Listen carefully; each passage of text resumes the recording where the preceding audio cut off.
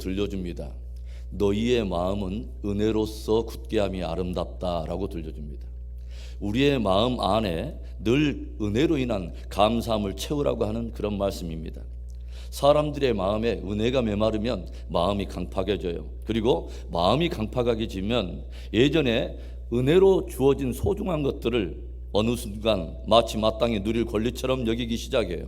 그리고 이때부터는 모든 범사에 자기의 의를 드러내면서 자기의 그 알량한 의로 오히려 하나님의 의를 판단하며 은근히 하나님을 대적하는 자리에 서게 됩니다.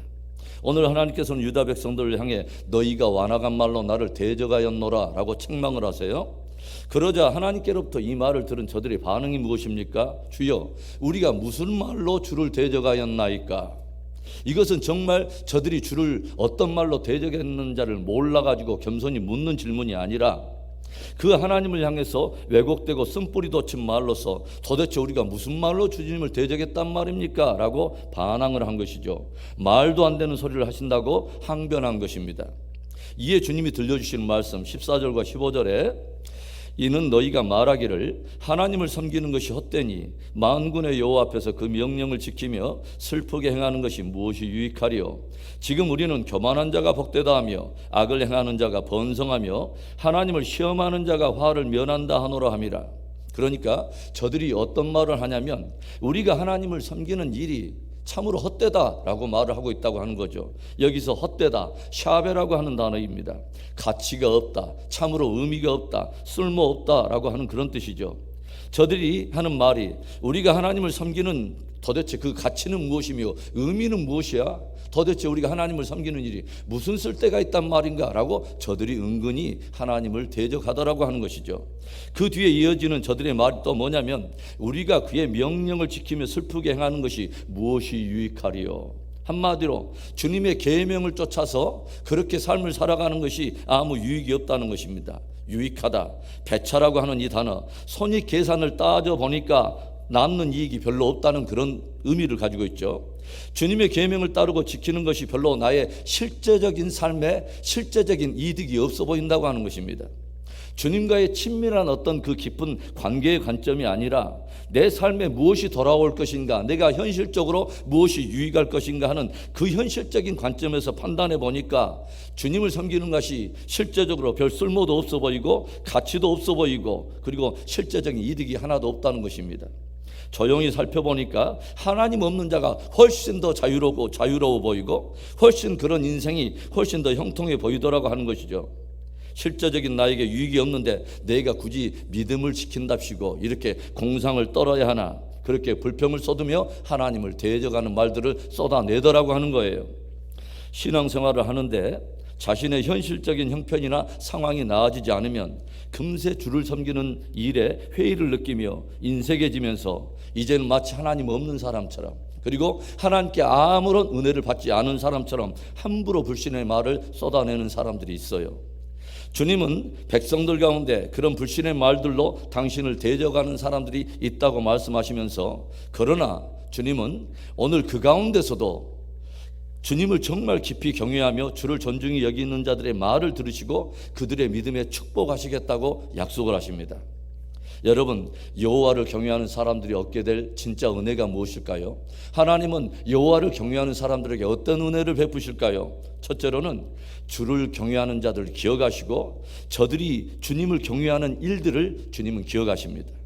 16절에 그때 여호와를 경외하는 자들이 피차에 말하며 여호와께서 그것을 분명히 들으시고 여호와를 경외하는 자와 그 이름을 존중히 여기는 자를 위하여 여호와 앞에 있는 기념책에 기록하셨느니라. 주님은 주님을 섬기는 일에 손익을 따져가면서 불신의 말을 쏟는 사람들의 말도 들으시고 그들의 행위도 보시지만 형편과 상황에 상관없이 주님을 깊이 경외하는 자들과 그 이름을 존중히 여김으로 저들이 고백하는 신실한 말들과 저들의 행위들을 주님은 들으시고 또한 기억하신다고 하는 거죠. 하나하나를 다 기념책에 기록해 두신다고 하는 거죠. 그 말이 무슨 말이에요? 주님이 기억하신다는 것은 주님은 때가 차면 그것을 반드시 갚으시고 보상하신다는 것입니다. 계시록 22장 11절과 12절에 불의를 행하는 자는 그대로 불의를 행하고 더러운 자는 그대로 더럽고 의로운 자는 그대로 의를 행하고 거룩한 자는 그대로 거룩하게 하라. 보라, 내가 속히 오리니 내가 줄 상이 내게 있어 각 사람에게 그가 행한 대로 갚아주리라. 불의를 행하는 사람은 계속해서 그렇게 불의를 행해 보라는 거예요. 더러운 자는 계속 그렇게 그냥 아무런 가치나 기준 없이 더럽게 그렇게 살아보라는 것이죠. 그리고 의로운 자들은 자신의 믿음을 지켜서 계속해서 의를 행하라. 거룩하게 사는 자는 많은 사람들이 흩어지는 모습에 상관하지 말고 더불어서 흩어지지 말고 더불어서 탕류에 흘러가는 그런 삶을 살지 말고 계속해서 주님을 바라보고 거룩을 지키라는 것입니다. 그러면 주님은 마침내 속히 다시 오시게 될 것이고 그날에 각 사람의 행한 대로 상을 베푸실 자에게는 상을 베푸시고 심판을 받을 자에게는 심판을 행하시겠다는 것입니다. 주님은 사무엘의 말씀을 통해서 우리에게 이런 말씀을 들려주세요. 나는 나를 사랑하는 자를 사랑하며 나를 존귀 여기는 자를 존귀 여기며 나를 멸시하는 자를 멸시하리라. 은혜에서 떠나 말과 행위로 주를 거스르는 사람들이 아니라 더욱더 시간이 가고 세월이 갈수록 또 신앙의 연륜이 쌓일수록 더욱 주님을 깊이 경외하고 존귀 여김으로 저와 여러분의 뱉는 모든 말과 보이는 행위가 주님의 기념책에 기록이 되고 주님으로부터 존귀함을 받는 축복된 생애가 되기를 주님의 이름으로 축원합니다. 여호와를 경외하는 자들의 복이 무엇입니까? 하나님이 하나님을 경외하는 자들에게 어떤 은혜를 베푸십니까? 둘째로는 저들을 특별한 소유를 삼으시고 자녀의 기업을 누리게 하시겠다라고 주님이 약속하십니다. 말라기서 3장 17절에 만군의 여호와가 이르노라 나는 내가 정한 날에 그들을 나의 특별한 소유로 삼을 것이요 또 사람이 자기를 섬기는 아들을 아낌과 같이 내가 그들을 아끼리니. 하나님께서는 당신을 경외하는 자들을 위하여 정하신 한 날이 있다고 말씀하세요. 당신의 섭리 속에서 때가 참에 반드시 저들에게 보상을 작정하신 어느 한 때가 있다고 하는 거죠. 바로 그날이 되면 주님은 그동안 숨겨졌던 저들을 소중한 특별한 소유로 많은 사람들에게 영화롭게 드러내시겠다고 하는 거죠. 그리고 마치 자기를 존귀 여기고 그렇게 섬기는 아들을 아끼는 것 같이 나를 존귀 여기는 바로 그 사람을 나도 아끼겠다라고 말씀을 하십니다. 무슨 말이에요? 때가 차면 마치 왕이 보물을 많은 사람들 앞에 드러낸 것 같이 자기를 경외하는 사람들을 많은 사람 앞에 보물처럼 존귀하게 여기시겠다고 하는 것입니다. 마치 불의한 상황 그리고 억울해 보이는 상황 속에서도 하나님을 경외함으로 범죄하지 않고 거룩과 성결을 지켰던 요셉을 때가 참에 하나님이 작정하신 바로 그때 애굽의 총리로 드러내셨던 것처럼 그리고 불의와 타협하지 않고 믿음과 정죄를 지켰던 모르드게를 바사 제국의 총리로 높이 드러내셨던 것처럼 하나님도 당신의 섭리의 때에 당신을 경외하는 자들을 보배롭고 존귀하게 드러내시겠다는 것입니다. 그뿐만 아니라 사랑하는 자녀가 그 아버지의 기업을 잇는 것처럼 당신을 경외하는 자들로 하여금 영원한 기업을 상속으로 이어받도록 저들을 축복하시겠다고 하는 거죠. 여러분, 하나님께서 섭리하시는 때가 있어요. 하나님께서 경외하는 자들을 위하여 정하신 그 날이 있습니다. 그 날이 있다고 하는 것을 기억하고 우리를 힘기워진 바로 그곳에서 하나님을 경외함으로 믿음과 정절과 거룩을 지키고 마침내 주님의 특별한 소유로 드러남을 우리가 받고 소중한 자녀에 합당한 분깃을 취하는 멋진 저와 여러분의 생애가 되기를 축원합니다. 여호와를 경외하는 자들의 복이 무엇입니까? 하나님은 그들에게 어떤 축복을 허락하십니까? 마지막 세 번째로는 의인의 반열에 세우시고 주의 심판 권세에 참여하게 하시겠다고 축복하십니다. 오늘 본문의 마지막 말씀 18절에 그때 너희가 돌아와서 의인과 악인을 분별하고 하나님을 섬기는 자와 섬기지 아니하는 자를 분별하리라.